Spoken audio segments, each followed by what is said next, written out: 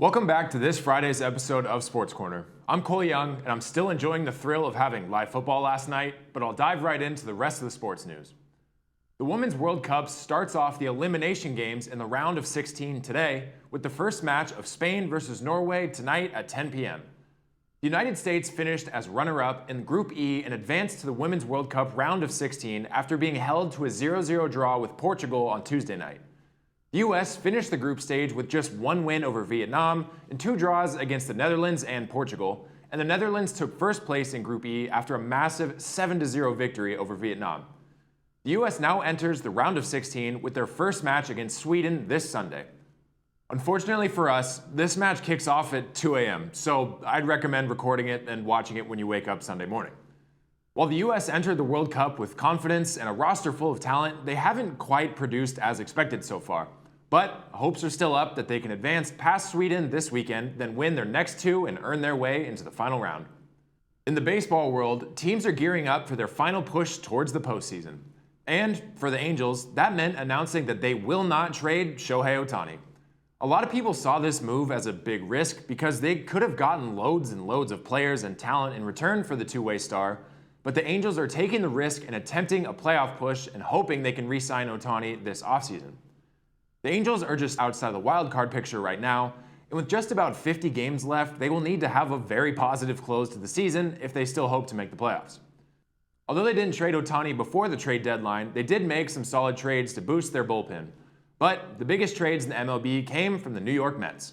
The Mets admitted that they're basically throwing in the towel on this season and pretty much next season, and are looking to rebuild. They traded two guaranteed Hall of Fame pitchers this past week, with Justin Verlander heading to the Houston Astros and Max Scherzer joining the Texas Rangers, two teams that are all but guaranteed a playoff spot and now have bolstered their rosters with two top-tier pitchers. Over in the National League, the Dodgers are sitting in second place just behind the Atlanta Braves and are yet again looking to make a deep playoff run.